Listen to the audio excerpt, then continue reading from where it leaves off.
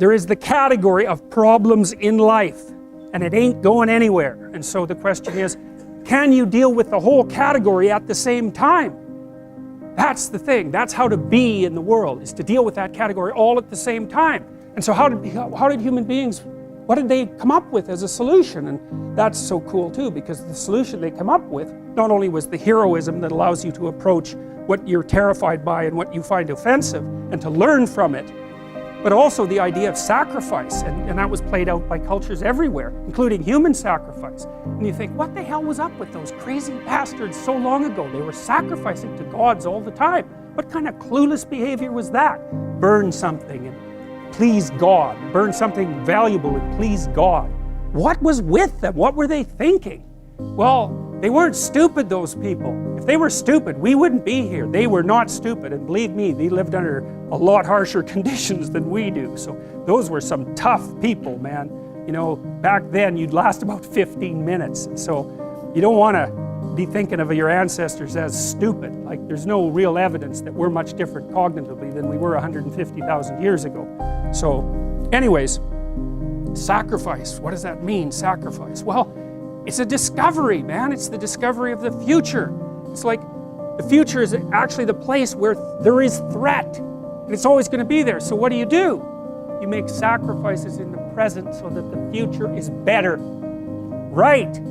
Everyone does that. That's what you're doing right now. That's what you're doing here. That's what your parents are doing when they pay money to send you to university. They think you can bargain with reality.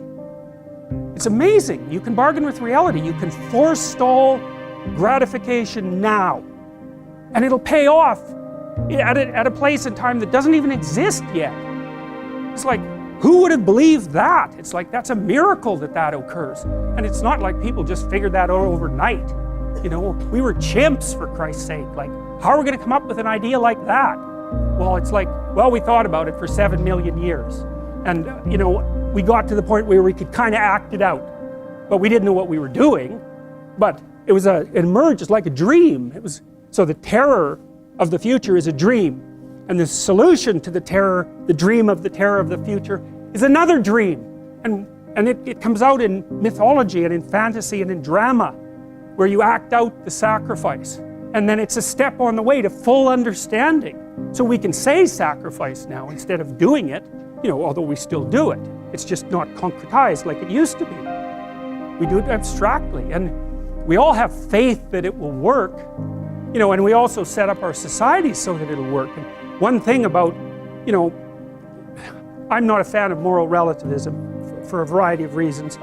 There's a sacrificial element in maturation, right? You have to sacrifice the pluripotentiality of childhood for the actuality of a frame. And the question is, well, why would you do that? Well, one reason is it happens to you whether you do it or not. You can either choose your damn limitation, or you can let it take you unaware when you're 30, or even worse, when you're 40. And then that is not a happy day, because people can put off maturity without suffering an immediate penalty. But all that happens is the penalty accrues, and then when it finally hits, it just wallops you. Because when you're 25, you can be an idiot. It's no problem. Even when you're out in a job search, it's like, well, you don't have any experience and you're kind of clueless. Okay, well, now you're the same person at 30. It's like, people aren't so thrilled about you at that point. It's like, what the hell have you been doing for the last 10 years? Well, I'm just as clueless as I was when I was 22. It's, yeah, but you're not 22. You're an old infant, right? And that's an ugly thing, an old infant. So, part of the reason you choose your damn sacrifice, because the sacrifice is inevitable, but at least you get to choose it. And then there's something that's even more complex than that in some sense, is that the problem with being a child is that all you are is potential, and it's really low resolution. You could be anything, but you're not anything. So then you go and you adopt an apprenticeship, roughly speaking, and then at least you become something. And when you're something, that makes the world open up to you again.